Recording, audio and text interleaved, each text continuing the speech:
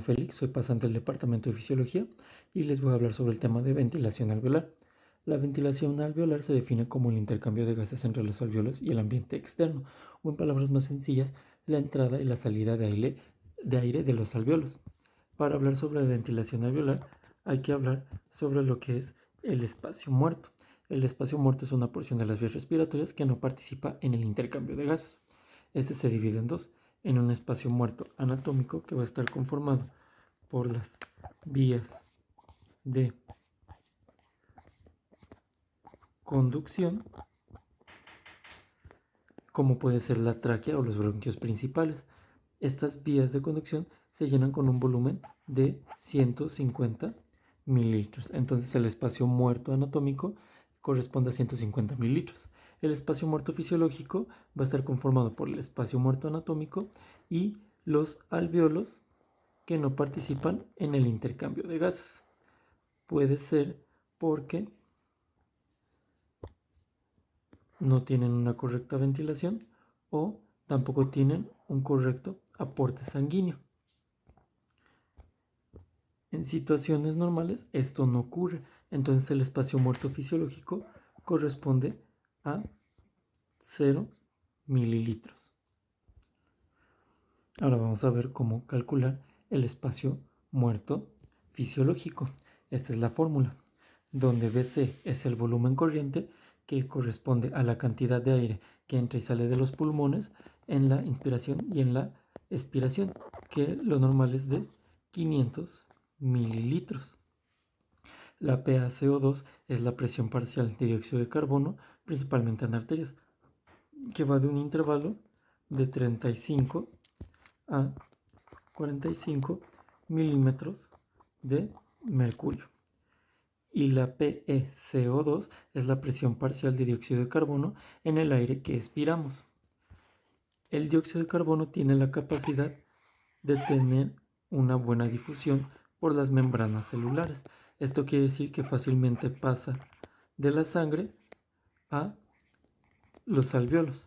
Entonces la presión parcial en el aire expirado va a ser igual a la presión parcial en la sangre, es decir, la presión parcial arterial. Entonces igual va a tener un rango de 35 a 45 milímetros de mercurio.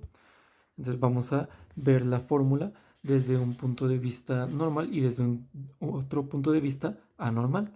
Entonces el volumen corriente, que es de 500, lo vamos a multiplicar por la resta de la presión arterial y la presión en el aire expirado, que como ambas van a ser de 40 nos va a dar a 0, y el resultado de esta resta la dividimos entre la presión arterial de dióxido de carbono, que es de 40. Como aquí tenemos 0, el resultado inmediato de la ecuación va a ser de 0. Entonces, en una persona normal, el espacio muerto fisiológico corresponde a 0 mililitros. Ahora vamos a un escenario anormal, donde el volumen corriente sigue siendo de 500 mililitros, pero ahora vamos a tener que la presión arterial de dióxido de carbono es de 40 y la presión de dióxido de carbono en el aire expirado es de 30. Esto cuando puede ocurrir, por ejemplo, cuando un paciente está hipoventilando. Hacemos la resta y nos da 10, y esto lo dividimos entre la presión arterial de dióxido de carbono, 40. Entonces tenemos 500 por 0.25 y esto nos da un total de 125 mililitros. Entonces en esta situación el espacio muerto fisiológico es de 125 mililitros. Entonces con esto podemos entender que debido a la hipoventilación no se están ventilando alvéolos en los pulmones y estos no están participando en el intercambio de gases. Entonces ya podemos hablar sobre la ventilación alveolar. El objetivo de calcular la ventilación alveolar es que del aire que nosotros inspiramos, no todo este aire va a llegar hasta los alvéolos, ya que parte de este aire va a llenar el espacio muerto de las vías respiratorias. Entonces, la ventilación alveolar se calcula con la siguiente fórmula, donde FR es la frecuencia respiratoria que puede ir de intervalos de 12 a 20 respiraciones por minuto. BC es el volumen corriente que ya mencionamos y BD es el espacio muerto total, que ya sabemos que en una persona normal es de 150 mililitros. Entonces aplicamos la fórmula en un escenario normal donde tenemos la frecuencia de 12 y la vamos a multiplicar por la resta de el volumen corriente menos el espacio muerto, que en este escenario normal solo es de 150, que corresponde al espacio muerto anatómico.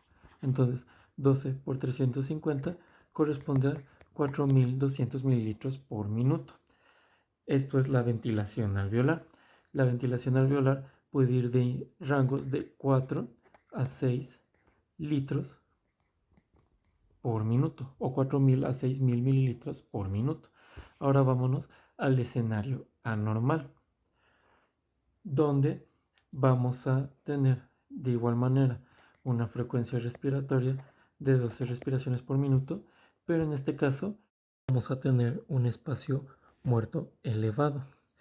Tomando en cuenta el resultado de la ecuación anterior, vamos a sumar esos 125 mililitros del espacio muerto fisiológico a los 150 mililitros del espacio muerto anatómico, que por lo general se encuentra en las vías respiratorias.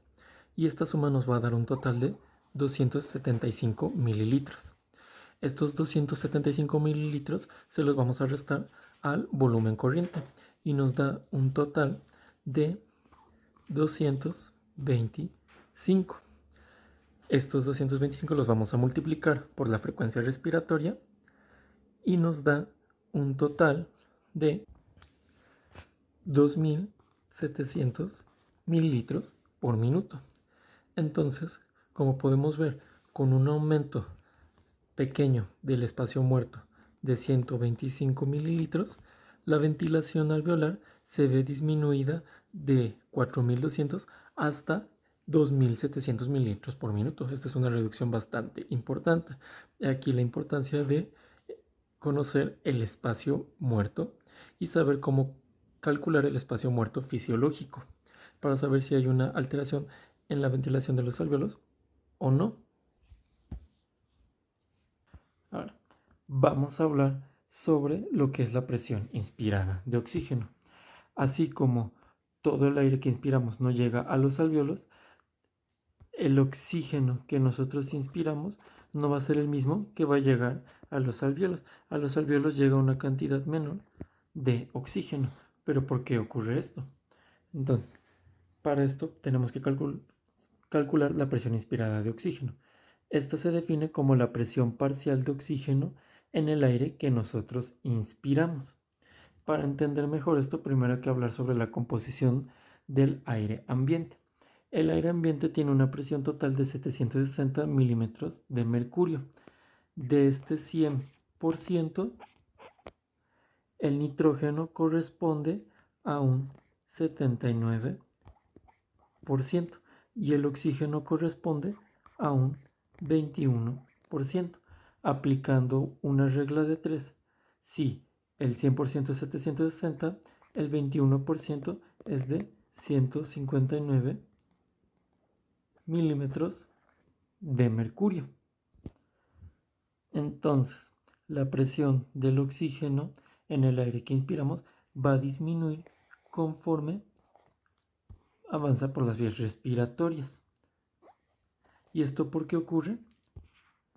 Porque se agrega algo llamado presión de vapor de agua. Entonces, la presión de vapor de agua es la humidificación de las vías respiratorias.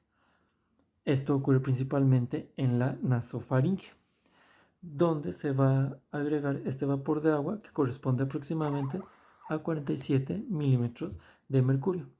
Para hacerlo más sencillo, lo más práctico es restarle a la presión del aire ambiente estos 47 milímetros de mercurio.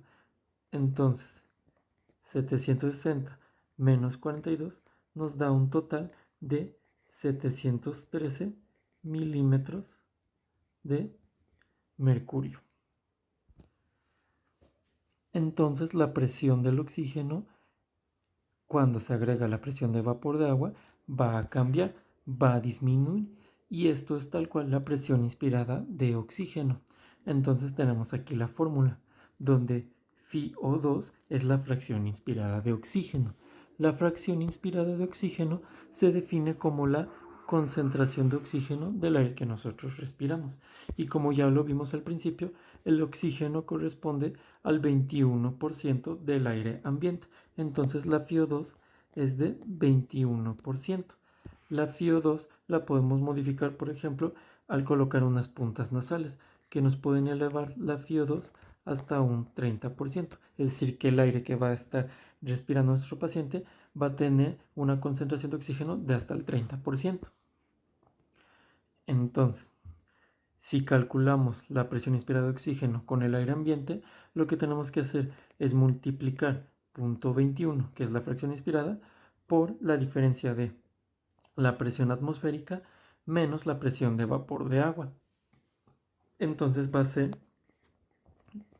presión inspirada de 0.21 por 713. Y esto nos da un total de 150 milímetros de mercurio. Entonces, del aire que inspiramos, el oxígeno tiene una presión de 159 y conforme avanza por las vías respiratorias se agrega la presión de vapor de agua y ya una vez en los alvéolos la presión del oxígeno se reduce hasta 150 milímetros de mercurio. Ya una vez que conocemos lo que es la presión inspirada de oxígeno, la ventilación alveolar y el espacio muerto, vamos a poder hablar sobre las dos ecuaciones que más importan en este tema, que es la ecuación para calcular la presión alveolar del dióxido de carbono o ecuación de la ventilación alveolar y la ecuación para calcular la presión alveolar del oxígeno o conocida también como ecuación del gas alveolar. Entonces empecemos con la del dióxido de carbono. Esta ecuación nos permite entender la relación inversa que hay entre la ventilación alveolar y la presión alveolar del CO2. Entonces, la presión alveolar la abreviamos con PA mayúscula CO2. Para calcularlo, entonces tenemos aquí el valor de BCO2, que corresponde a la producción de CO2 en el cuerpo humano, propiamente por el metabolismo. Lo normal es de 200 mililitros por minuto. K es una constante que siempre vamos a aplicar y es de 863. Y la ventilación alveolar que ya mencionamos que va de un intervalo de 4000 hasta 6000 mililitros por minuto. Entonces vamos a aplicar nuevamente el escenario normal y el escenario alterado. En el escenario normal entonces vamos a multiplicar el BCO2 que es de 200 por la constante 863, lo que nos da un total de 172.600. Y esto lo vamos a dividir entre la ventilación alveolar, que tomando en cuenta la del ejemplo pasado, vamos a usar la de 4200. Y esto nos va a dar un resultado de una presión alveolar de dióxido de carbono de 41 milímetros de mercurio. Entonces, si recordamos lo que les mencioné al principio, la presión arterial de dióxido de carbono va a ser de un intervalo de 35 a 45 milímetros de mercurio. La presión arterial va a ser igual a la presión del aire expirado. Entonces, con esta fórmula podemos entender por qué está en estos intervalos. Ahora, en nuestro escenario alterado, vamos a tener aumentada la producción de dióxido de carbono, como cuando alguien hace ejercicio. Entonces vamos a multiplicar 400 por 863, lo que nos da un resultado de 345.200. Y vamos a dividirlo entre la misma ventilación, 4200. Vamos a ver qué obtenemos. Y obtenemos un resultado de 82 milímetros de mercurio.